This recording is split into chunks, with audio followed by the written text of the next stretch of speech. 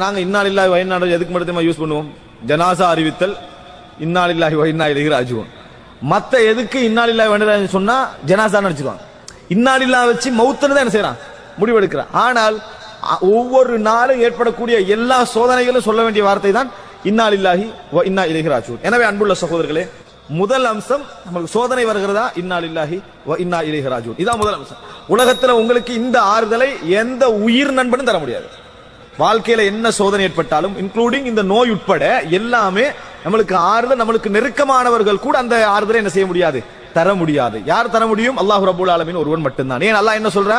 இந்த மாதிரி சொல்லக்கூடியவர்களுக்கு தான் உலாயிக அலைஹிம் ஸலவாத்தும் மிர் ரப்பிஹிம் வ ரஹ்மா வ உலாயிக ஹுமுல் முஹ்ததூன்.